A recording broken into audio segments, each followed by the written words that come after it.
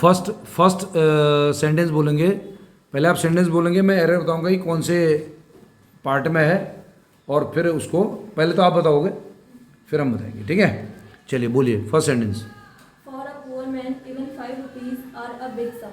हाँ, For a poor man, even 5 rupees is a big sum. Is a big sum, क्योंकि collective हो गया ये, ठीक है? 5 रुपये कलेक्टिव सम हो गया, तो इज़ अ बिग सम, और फिर आप देखिए सम से पहले ये आर्टिकल आया है, तो वो बता रहा है कि ये सिंगुलर है, तो इसलिए इस आर के बजाय इज होगा, बी पार्ट में गलती है, बी या सी पार्ट में गलती है। हाँ, second sentence. Science comprises of many branches of learning. क्या होगा? देखो, कंप्राइजेज ऑफ नहीं होता है, comprises means consist of, consist is followed by of but not comprises. हाँ, कंप्राइजेज का कोई प्रपोजिशन नहीं आता है, ठीक है? तो यहाँ से ऑफ हटेगा, तो होगा science comprises many branches of learning. Sorry, third sentence. I shall avail of this opportunity to meet you there. हाँ, मैंने बताया, देखो क्या आता है यहाँ पर, बताइए। I shall avail myself of this opportunity. Correct, I shall avail myself of this opportunity, because avail is always followed by reflexive pronoun, correct? हाँ, क्योंकि यहाँ पर क्या होता है कि जो अपॉर्चुनिटी को अवेल कर रहा है उसी को अपॉर्चुनिटी का फायदा मिल रहा है। जब रिफ्लेक्सिव प्रोनाउन कब यूज होता है भाई? जब कोई आप एक्शन करते हैं और एक्शन करने का जो प्रभाव पड़ता है उस डूअर पर पड़ता है, सब्जेक्ट पर पड़ता है, तो वहाँ पर रिफ्लेक्सिव प्रोनाउन का यूज आता है, ठीक? तो आप ही उस अपॉर्चुनिटी का लाभ उठा रहे हैं और आप ही लाभ उठाने वाले हैं, और लाभ भी आप ही को हो रहा है, तो इसलिए I shall avail myself of. Fourth sentence. I asked him whether he has got admission in the college. हाँ, I asked him whether he has got admission in the college or not. और not नहीं यार, ये भी गलती है इसमें। I asked him, ये सेंटेंस कौन सा पहले बताइए आप मुझे? ये डायरेक्ट और इनडायरेक्ट नरेशन का सेंटेंस, नरेशन का सेंटेंस है। I asked him weather he has got admission in the college, क्या करेक्शन होनी चाहिए बताइए? ही had got, correct, he had got. भाई यदि पहले पास्ट टेंस है, देखिए जो आपकी रिपोर्टिंग वर्ब है वो पास्ट टेंस में है, क्या है? आई आस्क्ड हिम, ये पास्ट टेंस में है, और रिपोर्टेड स्पीच जो हमारी इंट्रोगेटिव है, और हेल्पिंग वर्ब शुरू होने वाली रिपोर्टेड स्पीच है, तो उसके लिए इफ या वेदर का यूज करके तो वेदर आर का ठीक ठाक है, लेकिन ही हैज़ गॉट गलत है ना, प्रेजेंट टेंस तो यहाँ आ ही नहीं सकता, ही हैड गॉट होगा यहाँ पर, पास्ट टेंस आएगा, he had got admission to the college. Fifth sentence. Walk slowly, lest you may fail in this ditch. हाँ, यू में फेल नहीं, फॉल होगा। वॉक स्लोली लेस्ट यू में fall in the ditch. In the ditch माने खड्ड में गिर जाओगे। Walk slowly, lest you should fall. You should fall, lest is followed by should, lest is followed by should. और lest का जो मतलब होता है वही मीनिंग ये हुआ, लेस्ट मीन्स कहीं ऐसा न हो कि, मीन्स लेस्ट का नेगेटिव भी नहीं आता, फिर ये भी ध्यान रखिएगा, लेस्ट के बाद नेगेटिव भी नहीं आता है, और लेस्ट के बाद जो हेल्पिंग वर्ब आती है वो शुड आती है, ठीक है? लेस्ट शुड इज फॉल। छठा sentence. Until he does not confess his fault, he will not be included in the team. If he does not confess his fault, If he does not confess his fault, he will not be included in the team. क्योंकि not और until दोनों similar हैं। Not और until एक साथ नहीं आएंगे, तो क्या हम ऐसा नहीं कर सकते हैं? Until he confess his fault, until he confesses हो जाएगा, फिर कन्फेस के बजाय कन्फेसेज हो जाएगा, his fault, he will not be able to, क्या था? हाँ, he will not be included in the team, ये हो जाएगा, समझ रहे? तो प्रॉपर क्या रहेगा? Until is not followed by negative clause, until itself conveys the meaning of negativity, correct? तो after using until we should not use any negative clause, okay? This is the correction. Seventh sentence. By this time next year, I had completed my university degree. हाँ, by this time next year, we are talking of future tense. We are talking of future tense. By this time next year.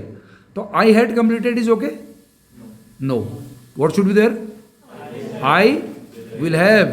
Future tense होना चाहिए. I will have completed my degree, जो भी है आगे ये हो जाएगा। समझ में बात आई? So ऐसा होता है by last year. I had completed my university degree. By this time last year. I completed business.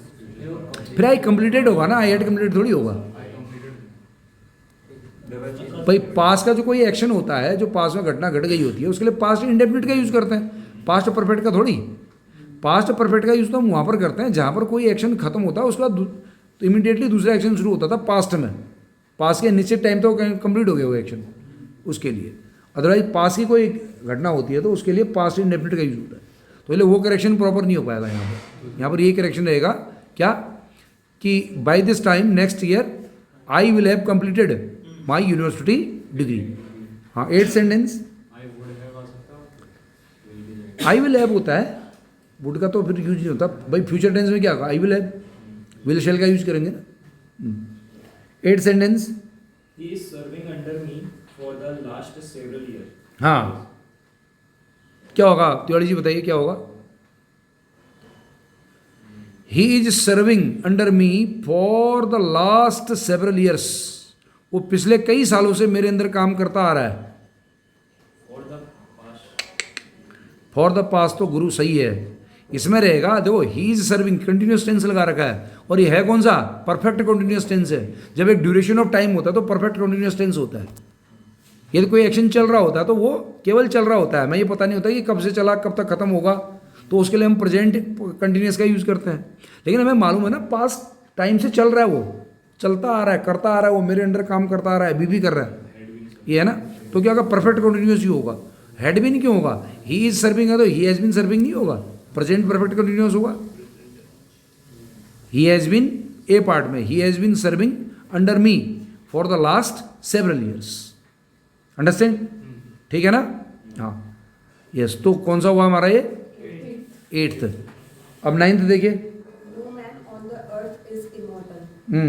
No man on earth is immortal. 9th वाला ना, no man on the earth is immortal. देखो man on earth एक phrase होता है, man on अर्थ ये phrase है, ठीक है। तो मैन और अर्थ के बीच में द का प्रयोग नहीं होना चाहिए यहाँ पर। मैन और earth is a phrase, it's a phrase, तो we can not insert anything inside a phrase, ठीक है। तो no man on earth, the earth का यूज वहां पर होगा जहां पर we are talking of particularity about the earth, तो तब डेफिनेट आर्टिकल द का यूज होता है। आर्टिकल बताया मैंने आपको, नहीं अभी करवाया ना, हाँ चल रहा है अभी आजकल शायद, हाँ तो वहां पर द का यूज होगा यहाँ पर, इसलिए यहाँ इधर द का प्रयोग नहीं होगा, ठीक है। हाँ 10th sentence, Hardly we had reached the platform when the train started. हाँ क्या होगा बताइए। ये तो बिल्कुल खानदानी सेंटेंस है, इसका तो हमें पता रहता है, ये सेंटेंस कई बार हम करवा चुके हैं आपको। बताइए क्या होगा।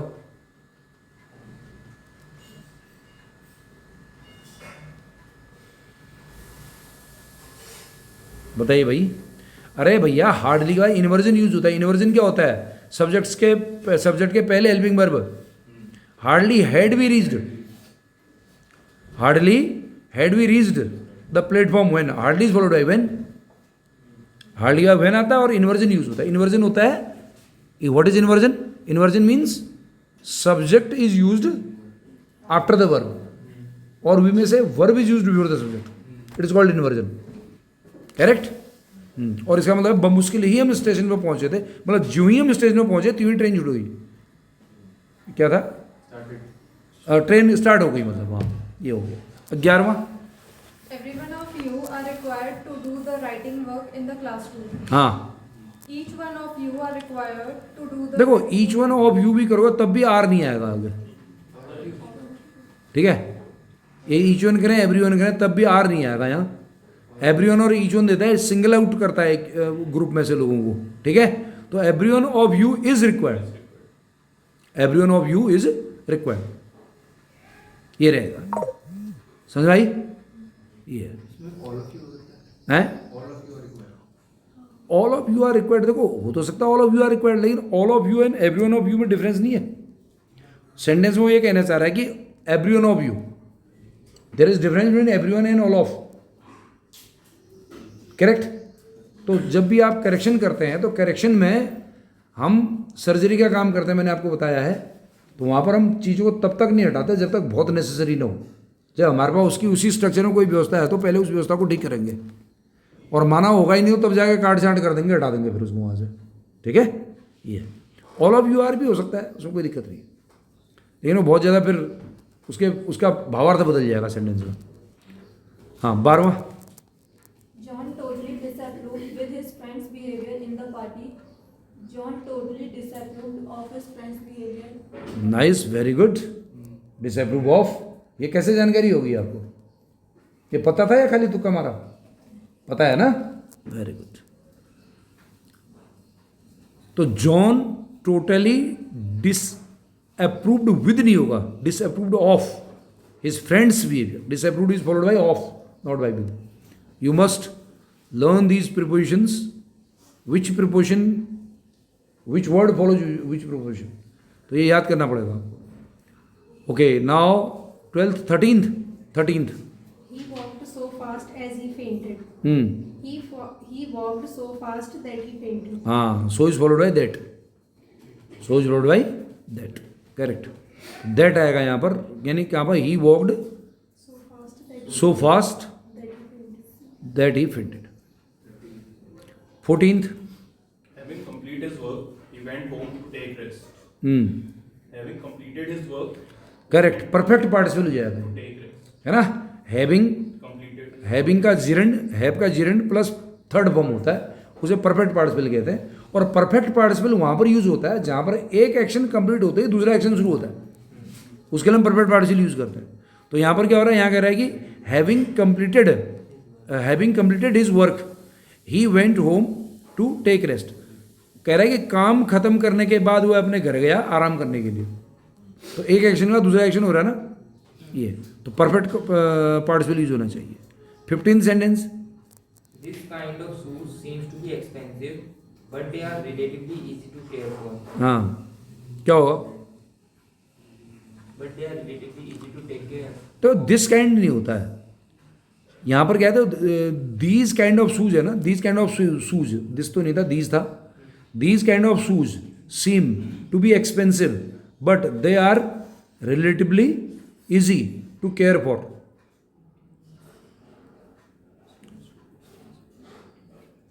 अब तो दीज काइंड ऑफ शूज होगा, दीज काइंड्स ऑफ शूज होगा, दीज काइंड्स, KINDS, क्योंकि जो काइंड यहां पर रेफर करता है ना, वो टाइप को रेफर करता है। टाइप, इस प्रकार के, हिंदी में भी हम कहते हैं इस प्रकार के जूते। तो these kinds of shoes, we are not talking of only one shoe, but we are talking of a variety of shoe of that kind. So it must be kinds of. These kinds of shoes. 16th. Although these houses are in need of repair, there have been much improvement in their appearance. Although these houses are in need of repair, there had been much improvement in their appearance. There have been थोड़ी होगा, there has been होगा ना, improvement singular नहीं है। There has been much improvement. Had been की जरूरत क्या है यहाँ? Although these houses are need to repair, there has been much improvement in their appearance.